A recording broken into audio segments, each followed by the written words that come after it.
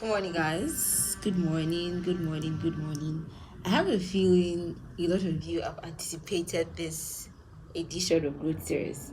Yes, so I decided to do it because I have more of girls, women here, and I realized that I have a lot of young girls here based on what I do. So that's very much expected. So ignore the noise because you might, hear sounds that are not supposed to be in this video, but please ignore the noise. And I want to make this video as short as possible. I don't want to waste your time. And yes, so things I would tell my 18-year-old self. So we're going to be doing this over tea, right? Because this is like something I do every morning. So things I would tell my 18-year-old self. Of course, I'm way past 18 now, like way past 18. Yeah, so like I said, I'm way past 18, and was it not 2 weeks ago I looked back and I realized that if I had done this, if I had done that, thank God I did this, thank God I did that, thank God I did not do this. Right, so this is not only useful to 18-year-old girls, this is also something that you can apply to your life irrespective of the age that you have right now. But I feel like if I had known this, or if I didn't do this, or if I had done this when I was 18, I think things might have been better or things would have been worse. So all this I'm going to be saying is not because I did not apply them. Some of them I did, some of them I did not.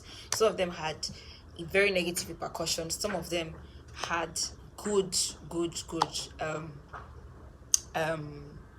feedback, or how will I say, it ended well because I did some things.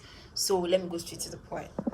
So the first thing I tell myself as an 18-year-old girl is to have a relationship with God. Because I think when you're 18, or maybe before 18 or after 18, this question comes to you. What is my purpose in life?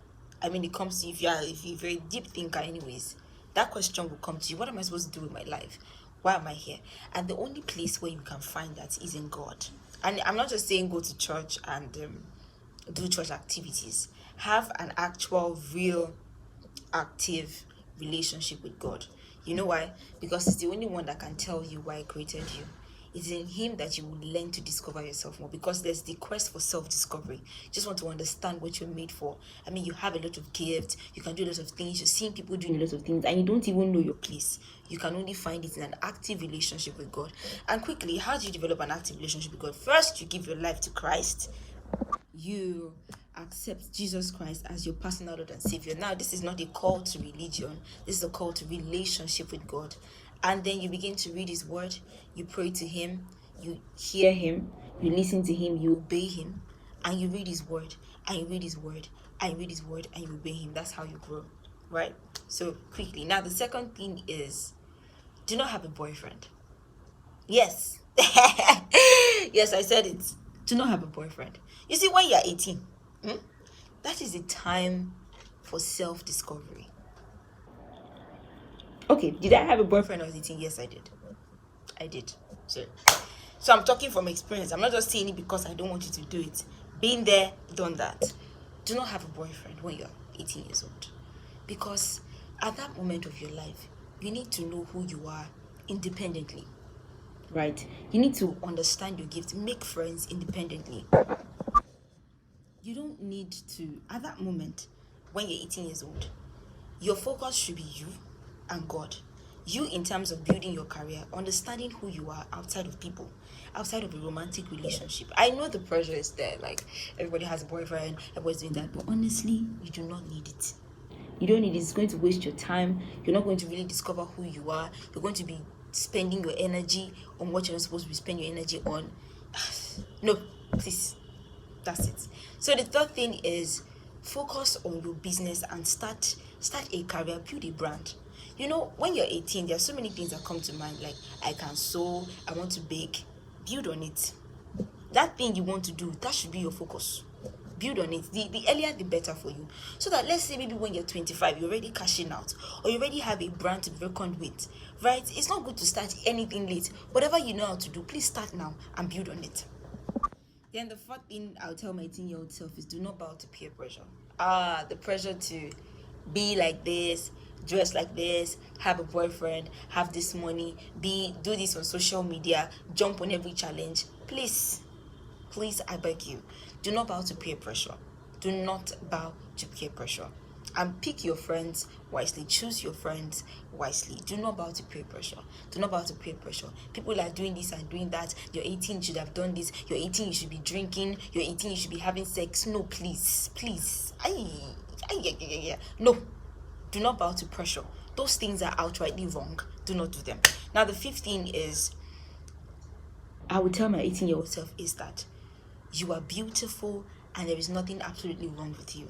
Now, it is possible that you have identity issues when you're at that age. Maybe you don't hear it often that you're beautiful. I'm telling you now, you are beautiful. You don't need a man or any other person. You don't need a man or any other person to tell you how beautiful you are. Know this and know peace.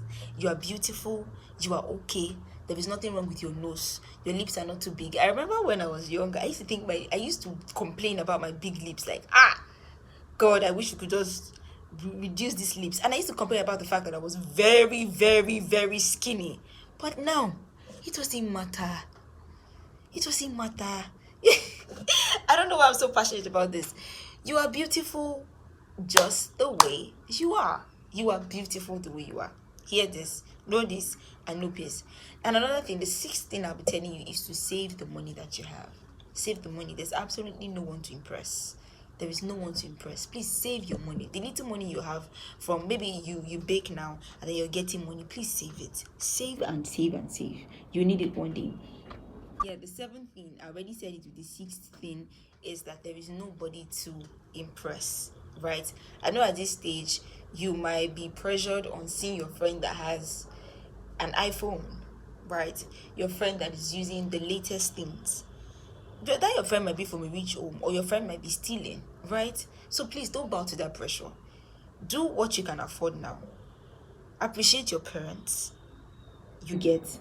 Now the eighth thing is take calculated risk. Now when I mean take calculated risk, I mean you are young now. You can start a business now and fail at it. You are still allowed to fail because you're young. You can take those calculated risk, right? You can take good risk, sensible risk, right? I'm not saying you get. Take calculated risk right now because you're still young and you have time to explore. You have time to make some very, very understandable mistakes right now. Okay. So number 9, I would say focus on your education. Yes, because when I was 18, I was another level when I was 18. And that was like one good thing I did. Focus on your books.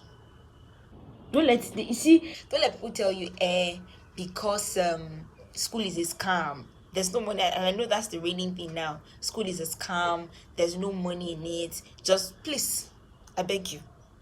Focus on your education. Focus on your school. If you're in the uni, please focus on having the first class. Aim high. Focus on your education. And then the last but not the least is find a place to serve in church. Now, at your young age, like I said earlier, it's a time for you to serve. Now, use that talent. If you know how to sing, join choir, if that is where God is leading you to. But find a place of service in church, because this is the only time you can do it. By the time you're 25, 26, 27 and you get married, you might not have the time to serve God. But that is what I would tell my 18-year-old self. Please serve God. Find a place of service in church. The last thing I'm going to be saying that I would tell my 18-year-old self is that your parents love you.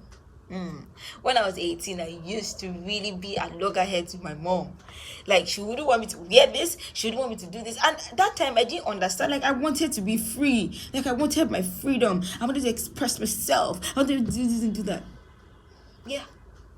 That time will come when you'll be free. When I clocked 26, me and my mom got really close. Because I just knew these people they've experienced this and they had the template to life. Honestly. But when you're 18, I used to think my mom hated me. Like, she's always complaining about what I do. Trust me, everything is from a place of love. So I hope with these few points of mine, if you're 18 or past 18 or you're yet to be 18, I hope you can apply these things to your life and have a smooth, at least 90% of smooth life of less scars and regrettable mistakes, right? So thank you for listening, and I hope this actually bless somebody's heart. But if you need clarity about any other point, please send a DM and buy my book. So bye bye. Have a lovely day.